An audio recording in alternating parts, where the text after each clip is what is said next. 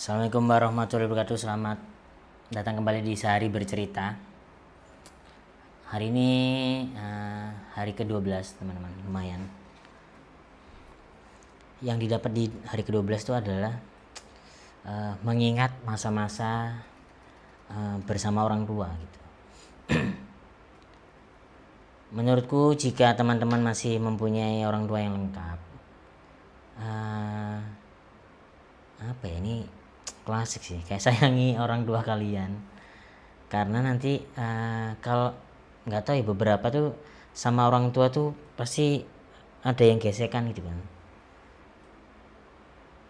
Karena nanti tuh kalau udah meninggal menyesal, kayak aku nih, karena aku yatim piatu gitu kan, takutnya adalah menyesal. Siapapun ya teman-teman yang sedang bersinggungan atau gesekan sama orang tua, semoga segera berakhir. Semoga ada rasa buat teman-teman tuh kayak datang duluan minta maaf atau apapun lah gitu. Karena gimana pun tetap orang tua gitu. Kenapa openingnya itu? Karena hari ini tuh pagi jam berapa ya? Jam 9-an itu aku mengantar orang tua temanku, atau orang, kalau aku nganggepnya udah saudara ya, itu umroh. Terus ketika kan kita nyamperin ke hotelnya, habis itu ngantar ke bandara. Ini aku hanya pas di hotelnya. Ketika orang-orang umroh ini aku baru tahu banyak orang yang titip doa ternyata. Kukira itu titip doa itu hanya titip doa, ini titip ya gitu. Ternyata si Uma ini, aku manggilnya Uma kan, kayak ibunya temanku, tapi kayak ibu kita sendiri lah gitu. Ibu anaknya banyak pokoknya. Anak angkatnya, anak asuhnya banyak, termasuk aku kayak. Banyak yang nitip doa dengan kertas gitu loh. Dia jadi beliau ke tempat beliau umroh dengan membawa kertas-kertas banyak, terus belum buat WhatsApp orang-orang gitu loh. Menurutku berarti kan nanti ibadahnya nggak seberapa kusuk nggak sih? Jadi ibadah jadi bingung ngebacain gitu. Terus aku ditawarin mau minta doa nggak? Yang ku pesenin adalah doa seingatnya aja. Kalau misal di sana di tanah suci ingat aku, ya doakan sebaik mungkin seingat Uma gitu. Nah, karena aku nggak mau ngerepotin doa yang detail atau apa, yang kayak orang-orang gitu. Nanti karena aku merasa ya udahlah, nanti aku yang akan kesana gitu. Kalau misal Uma tuh bilang nanti mana buat orang tuamu bintinya gitu, nggak usah deh, ntar aku aja yang mendoakan buat orang tuaku ke situ gitu. Setelah perdoa-doaan ini kan ngobrol biasa, ini awak aku nggak ada nangis sama sekali, nggak ada, biasa aja. Terus ketika mau ke bandara, kan aku nggak ikut kan, aku udah berapa ya, 2 jam lah di situ, karena harus ada bikin konten dan kerjaan gitu. Aku pamit pulang gitu. Terus ya udah kayak cium tangan, Uma mendoakan baik-baik ya nah, nanti tak doain gitu, dapat jodoh, rezekinya lancar, karirnya makin bagus, pokoknya hal-hal baik keluar dari Uma gitu. Terus aku tuh orang yang lemah dengan pelukan gitu, karena aku anak terakhir dari 4 bersaudara. Itu kalau dipeluk ibuku itu hal yang menyenangkan, hal yang apa ya, melegakan gitu. Terus aku bilang ke Uma boleh nggak peluk gitu. Oh boleh nang, kan dia manggilku kayak anak lanang kan, nang gitu. Boleh. Pas dipeluk itu aku langsung inget memoriku tuh, inget pada waktu dulu aku tuh nganter ibuku haji. Masih kecil, aku masih SD kelas 2 atau 3 gitu, masih kecil pokoknya aku, kelas 2 kayaknya, 2 SD. Nah langsung nggak tahu kenapa memorinya tuh tiba-tiba muncul gitu. Pada waktu semua orang nangis, nah aku nggak ada yang nangis sama sekali gitu. Terus ibu mau kemana gitu, mau haji gitu, ibuku tuh nangis nyium-nyiumin aku bla bla bla gitu kan, cium-ciumin dipeluk-peluk. Nah ibuku tuh yang nangis, nah aku nggak ada nangis sama sekali. Ingat banget pas aku kecil gitu, aku nggak nangis. Terus ngapain, nggak boleh aku cuma nggak boleh kayak rewel biasa, tapi nggak nangis. Terus pada waktu ditinggal kan, aku kayak ngerengek, bukan nangis yang kayak merasa ditinggal gitu, enggak, tapi kayak ngapain sih ini gitu. Pas ditinggal, ibuku tuh malah nangis kejer. Terus aku yang kayak nggak usah, sini aja gitu. Ibuku balik ngasih duit 20.000 ini buat jajan, langsung aku tenang gitu. Jadi aku langsung inget momen itu. Pada waktu meluk Uma itu langsung datang kan, set, ini tuh nangis bener turun gitu, kayak sesenggukan gitu. Terus ya nang, sabar ya, nanti tak aman kok. Uma itu menenangkan diriku, nanti akan kudoakin kok hal-hal baik gitu. Kamu pokoknya ini nang ya, ntar jodoh bla bla semuanya. Nah yang di kepalaku adalah, ya aku bilang ke Uma, makasih ya, aku kangen ibuku ini gara-gara peluk Uma gitu. Ya sabar nang, sabar gitu kayak ternyata sekangen itu gitu sama, anjir nangis ya bangsa, sekangen itu sama ibuku gitu, yang berapa tahun yang lalu berarti ya, yang udah 15 tahun meninggalkanku gitu. Jadi nangisnya adalah nangis haru karena akhirnya aku tuh bisa mengingat ibuku dengan detail gitu loh. Biasanya kan cuma ingat ibu, ya udah lagi ibu, jarang aku nangis. Apa karena udah lama ya, kayak nangis tentang ibu tuh udah kayak jarang gitu. Di momen tadi itu aku langsung kayak ingat momen ibuku kayak banyak banget. Di satu sisi aku nangis di pas pulang, tapi aku happy karena akhirnya aku bisa nge-create lagi memori tentang ibuku yang memori ini itu nggak ada sama sekali sebelumnya gitu. Kayak jadi aku kayak makasih ya Uma, kayak mengingatkan lagi, oh aku tahu bentuk tubuh ibuku, aku tahu pas dipeluk ibuku tuh kayak gimana, pas dicium ibuku tuh kayak gimana. Jadi aku kayak merasakan hal yang dulu pernah aku rasakan gitu. Terus sepanjang pulang tuh aja di mobil aku nangis kan kejer, ya Allah, sebutuh itu aku sama ibu. Ternyata kayak ini aku udah lama banget ya, ternyata aku nggak pernah dapat pelukan seorang ibu. Kayak anjir, kemarin tuh aku keren banget loh hari-hari ini. Kayak misal aku tuh kayak ngobrol sama ibuku, Bu, anakmu keren loh ini menghadapi hari-hari tanpa dirimu gitu. Aku keren loh gitu, nggak yang jadi anak yang dulu apa-apa pengen peluk, apa-apa tuh kalau misal ada masalah cerita, kalau ada masalah cerita, terus kalau berat tinggal dipupuk, sabar terus aku tidur. Nah itu aku ternyata udah lama tidak mendapatkan kayak gitu. Kayak terima kasih ya Uma gitu. Itu adalah hal yang itu, bahkan bukan kayak doanya, bukannya nggak pengen didoain hal baik ya, mendapatkan memori itu tuh itu adalah hal yang membahagiakan sampai sekarang, sampai aku take video ini kayak aduh terima kasih Uma gitu.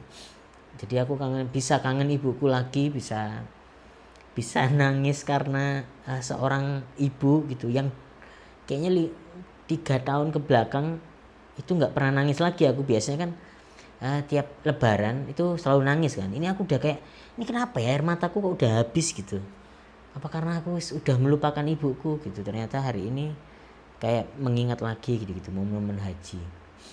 Terus si Uma juga bilang, nang nanti WhatsApp ya apa aja doanya apa, terus nggak usah mending doakan buat orang-orang dulu karena banyak banget titipan doa ke Uma, mending itu dulu aja, nanti aku akan kesana sendiri gitu tahun ini insya Allah gitu teman. Jadi kayak rasa kehilangan tuh kayak sesedih itu teman-teman. Jadi pesannya adalah, ini ulang dari yang awal ya, kalau misal kalian masih punya orang tua ya nikmatinlah momen-momen dengan orang tua yang baik gitu. Terus aku karena aku anak terakhir ya dari 4 bersaudara, ini hal yang ku ingat lagi tentang ibu. Jadi banyak setelah ketemu tamu kayak ini banyak memori tentang ibuku tuh banyak banget. Ibuku tuh pernah bilang kayak gini, ibuku tuh selalu punya kebiasaan kan pengajian, biasanya kan pengajian bawa kue kuenya ini itu disembunyiin dulu dari kakak-kakakku, aku disuruh milih dulu. Terus mana pilih kue yang kau mau. Yang ku mau kan roti kukus gitu-gitu, kayak ada yang merah ada kacangnya gitu-gitu. Setelah itu dikasih kakakku. Terus aku kan ngerasa ibuku ini baik banget ya gitu, kayak masih anak kecil kan. Ibu kok baik banget ya, kenapa ibu itu baik banget sama aku, kenapa kok rasanya itu cinta banget sama aku ketimbang kakak-kakakku, kenapa tiap aku tidur ditemenin, kenapa aku tiap aku cerita dipeluk, kenapa aku tiap ada masalah itu kayak bisa gitu, kayak menghandle diriku tuh, kenapa gitu. Terus beliau tuh bilang gini, iya karena kamu tuh anak yang paling sedikit ketemu ibu gitu.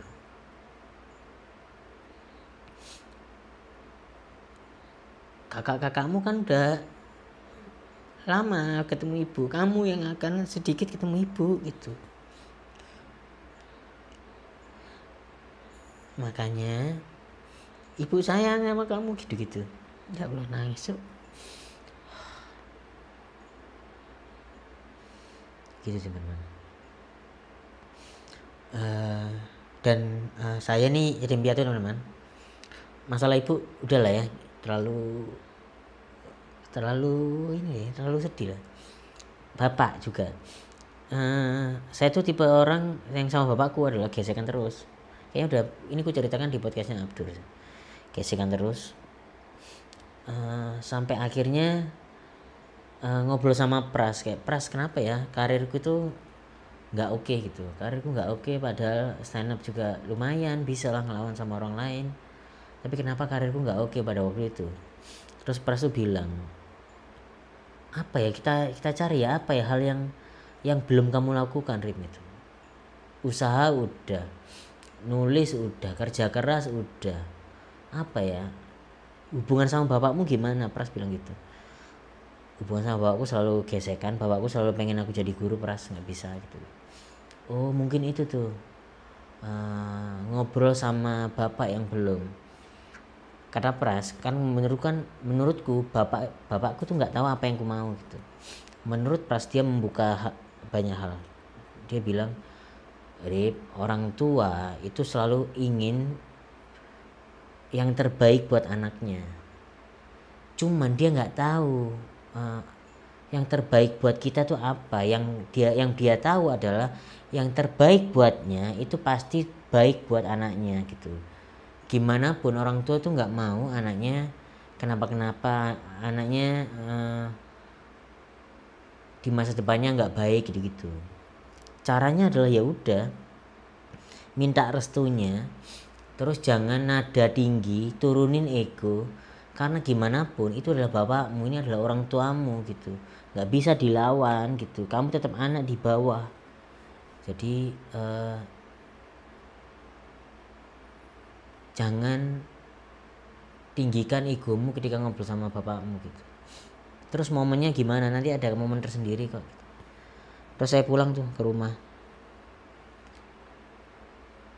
tiba-tiba aku tuh nggak bisa tidur jam 1 atau jam 2 gitu. Keluarlah di teras rumah, bapakku keluar, terus ngalir aja apa yang diomongin bapakku tuh ku yakan gitu kan. Bapakku selalu bilang kalau datang, kamu tuh anak durhaka ya, kamu udah dikasih, karena aku pernah ngajar lah, kamu tuh dikasih kesempatan ngajar jadi guru SD nggak mau, itu enak, gajinya gede, kamu hidup aman, bapak ini tenang kalau kamu jadi ini, semuanya kayak gitu kan.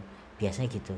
Di momen itu aku langsung, Pak, ini bapakku di sebelah, dan aku nggak ngelihat bapakku sama sekali, aku hanya ngelihat dari ekor mataku doang, kayak, Pak, maaf ya Pak, ini aku jadi anak yang durhaka gitu, maaf, ini aku jadi anak yang tidak membanggakan bapak gitu, maaf aku selalu ngelawan bapak,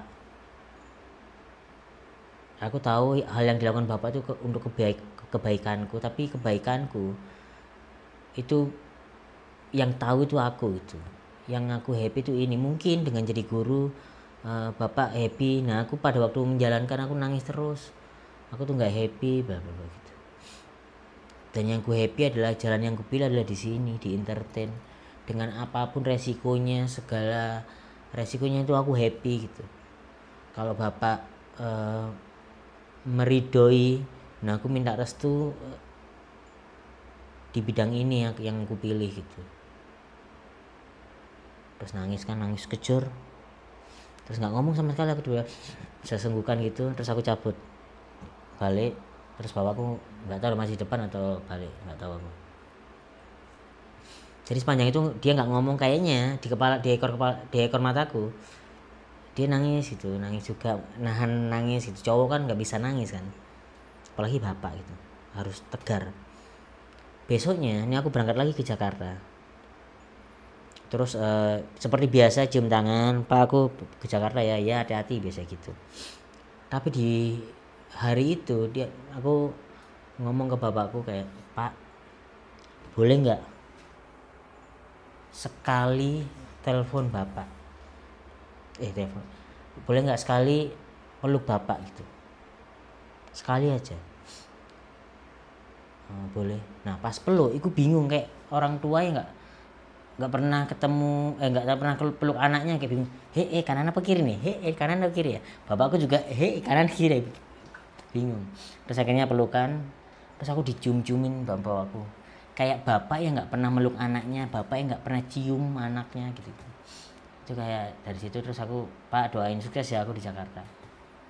Terus kakakku yang nganter ke bandara itu ketawa-ketawa, ngapain itu, bingung gitu. Terus aku akhirnya ke Jakarta. Sebulan setelah itu berat hari-hariku. Terus aku ngomong ke Pras, aku laporan ke Pras, aku udah ngomong Pras lega. Terus kayaknya kalau misal kayak gini terus aku akan balik ke Surabaya, aku akan nyerah jadi di entertain, aku ngikutin bapakku lah gitu, apa maunya bapak gitu.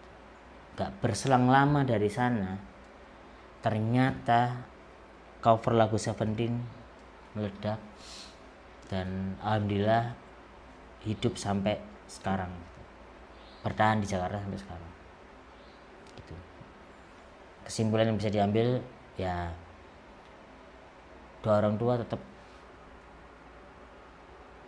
terbaik ya teman-teman. Jadi gimana pun caranya, kalau kalian nggak akrab sama orang tua, sebisa mungkin akrab sama orang tua itu deh. Assalamualaikum.